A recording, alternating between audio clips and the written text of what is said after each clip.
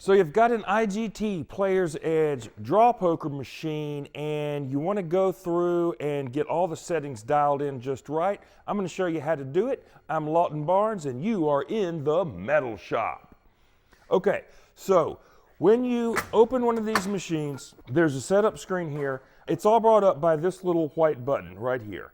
And when I push that, boom, we're going to come up into the first setting screen, self-test inputs.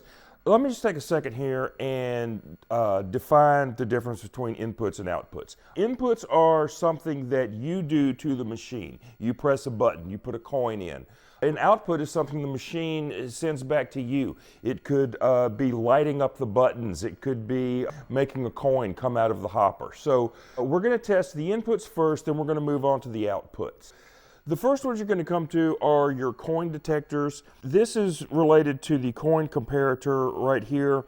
I'm going to do a whole video on this later, but suffice to say for now that when you see 111 in your coin detector settings for A, B, and C, that it's working fine. The hopper full option detects when the hopper has gotten full of coins.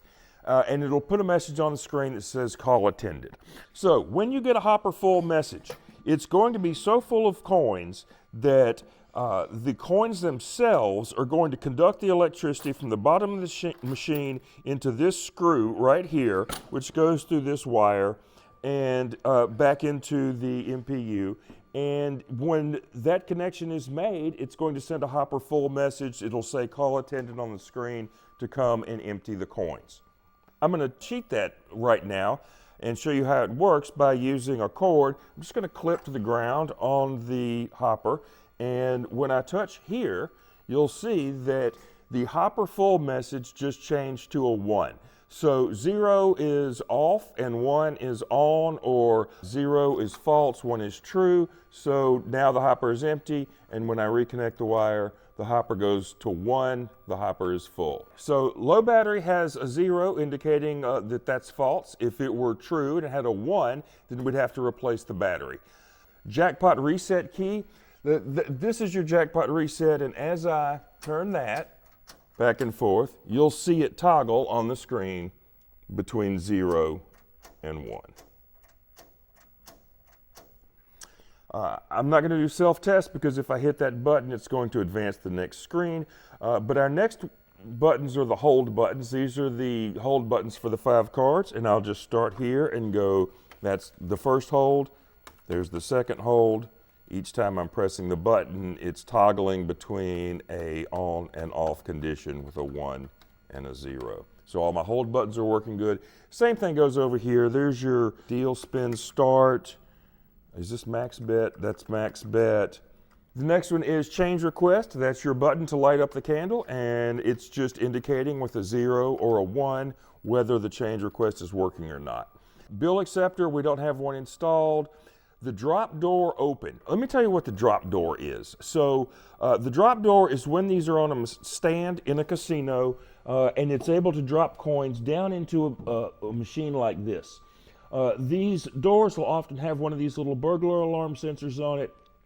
It'll go through wiring up into the machine so that if some cheater gets into the casino and they try to open that door, it's going to send a signal to the MPU, which will activate the candle and call security. A drop door open is going to always be 0 because we don't have that installed. And finally, it's going to be the position of the dip switches. 0 on here for 60 hertz. 60 hertz is the power frequency in North America. 50 hertz is the rest of the world. But all we're referring to here is these dip switch settings on the MPU board. You can almost always leave these alone. You're just going to leave the first one set to 0 or 1, and the rest of them aren't even used.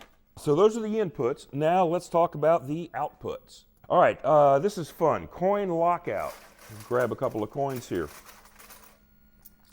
I'm going to initiate this with the jackpot reset key, and when coin lockout is selected, I put a coin in here, and it's going to drop straight through into the coin tray.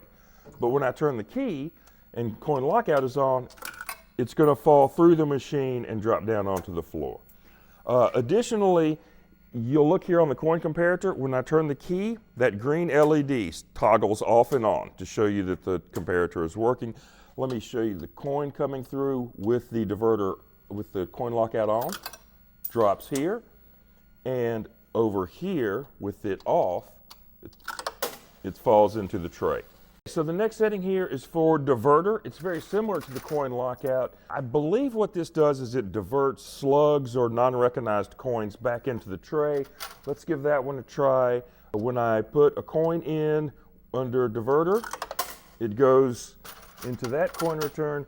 But when I put a coin in with the jackpot key turned, you see that little solenoid flipping right there? See how that changes? It's going to send the coin down a different chute. So it comes back into the tray through a different slot. Okay, next option is going to be the bell. I have never seen one of these installed on a poker machine. That's typically reserved for slot machines, so that when you hit a jackpot, it has a bell that goes off. It sounds like a school bell, or sounds like a fire alarm. I'd kind of like to get my hands on one of those just to have that installed if you hit a royal flush. Next one up is going to be the hopper settings. So hopper 1 and hopper 2, as far as I can tell, they do exactly the same thing. If you know why there's two different settings, leave me a comment. But when I turn this key, it will feed coins out of the hopper for as long as I like. And then hopper 2 seems to do exactly the same. Okay, coming down to the hold lights. So each time I turn the key, you're getting lights coming on over here. First setting is 2, 3, and 4. These lights are toggling on and off. This is a great way to check your light bulbs to make sure you can go button by button and see if your light bulbs are all working. Next is deal draw. That's this one. Next is going to be cash out. That's the one down there in the corner. Hold 1 light. Bet credits. Okay, change light is a little different because with your change button on the machine, it doesn't actually have a light bulb inside the button. It's up here. It's in the candle. So when I'm testing the change light, we're testing the top light inside the candle. Door open light, I don't even know where that is. Hold 5 light is going to be your 5th card button. And then I'm going to go up to these coin in and out meters. These meters up here work a lot like the odometer on a car. They use these for their accounting in the casino. You can't turn them backwards or anything. So when the casino would take the money out of the machine, then they would record the positions of these coin drop meters. If you have one of these in your home, you probably won't ever use that. Bill acceptor, we don't have one. I don't even know what SDS out is. And then lastly, we get sound effects. I love it. Every time you turn the key. Okay, machine options, non-progressive. In a casino, these machines might be networked together to pay out a larger jackpot across multiple machines. You're probably not going to have that at home. I would be really impressed if you did. So I always leave that set to non-progressive. Hopper test. Start test, activate jackpot reset. We just turn the key, hold your hand here, and there you go. 10 coins with sound effects. Do it again.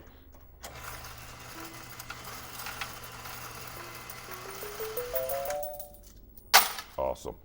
All right. Sound options give you a choice between music and tone. So there's tones, there's music. I always leave this set to music. I've never heard one of these things actually play music. I think it only does it when you hit a really high hand, like a royal flush. So I leave it set to music.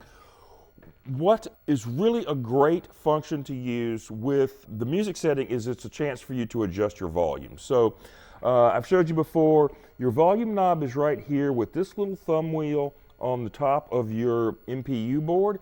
And when you set music, or turn this to music. Now, like that's all the way up, that's way too loud. I can turn that down to a comfortable volume that I like. That's good. I like it right there. All right, so that's a great way to set your volume. Next setting becomes credit types. Your options here is credit, player initiated, non-credit. I always leave it set to credit. Credit is like when you win a big hand and it's going to give you, 400 credits or something. I always leave it set to credit. The next setting is for auto bet. This allows you to repeat the last bet you just made so that you just hit play and it allows you to cycle through hands quicker. I always turn it off. I don't like it. Auto bet is disabled. We don't have a bill acceptor. Denomination, 25 cents. You can cycle through all the different ones. These machines can handle 50 cents or $1 all the way up to $100 per hand if you're in the high limit room. Then it comes back down to nickels, dimes, and quarters. Maximum coins in is 5. I always leave that at 5 because I want it to match where it says 1 to 5 coins on your glass on the front of the machine. Communication type is none. This is when you're on a computer network for the IT department at the casino to monitor the performance of the machines or to pay into a progressive jackpot. I have neither here, so that's set to none. Drop door, no. The drop door is referring to when this machine is mounted on a stand, the coins are going to come out through the bottom and they're going to fall into one of these things. And these will have a door on it which has a little burglar alarm sensor over here. That goes through a wire back into the machine. That way if some cheater tries to break into the pedestal that the machine sits on, it'll send a signal back to the machine. We're not hooked up for one, so I leave drop door off. Select hopper size. I find this to be a little bit misleading because it sounds like there's different size hoppers. There's not, there's just one.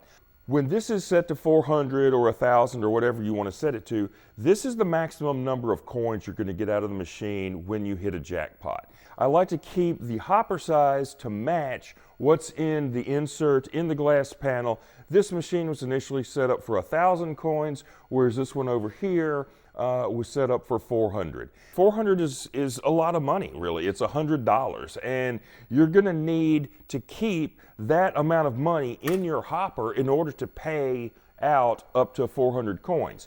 And if you go over to these pay tables here, the only hands that pay more than 400 coins are going to be your multi-coin royal flushes. It's extremely rare that you would hit one, so I don't see much reason in keeping more than $100 cash in your machine. Background color, this is kind of fun. Every one of these machines I've ever seen before has been set to blue when it's in the casino, which is the default setting.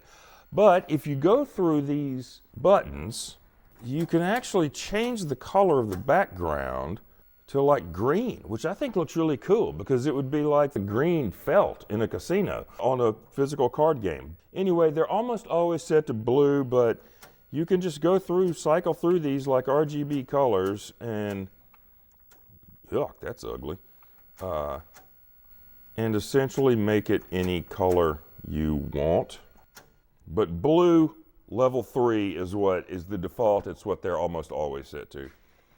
So these are just some color patterns. This is for testing your monitor, looking for dead pixels, looking for variations in color.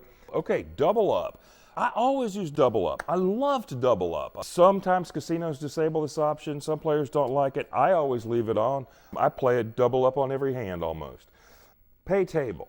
So this just gives you the option of turning pay table off or on. What that's referring to is going to be this payout at the top of the screen. That's usually enabled. If it's not, like it is on this machine here, you just get a big blue square and the fonts are larger and really it's kind of ugly. So I always prefer to leave the pay table on. The only case where you might not is it gets a little redundant to have the pay table here and here if you have a pay table in your top glass, in your marquee. And the next setting is, this is the deal speed. It's just how fast it flips the cards out. Same thing with how fast it pays the credits out. I just always leave those to the default. And finally, we just get an out of service error. that's basically a digital sign. It's like it's classier than putting a Post-it note on the machine if it's broken down. And then I think your last one after that is you just come to a blue screen, wait a couple of seconds, and it's going to pop up and reboot into your game. And that is how you adjust the settings on a Player's Edge draw poker machine. Keep on rocking like docking. Don't have a crack in your glass? Replace it. I'll show you how in this video from metalshop.poker.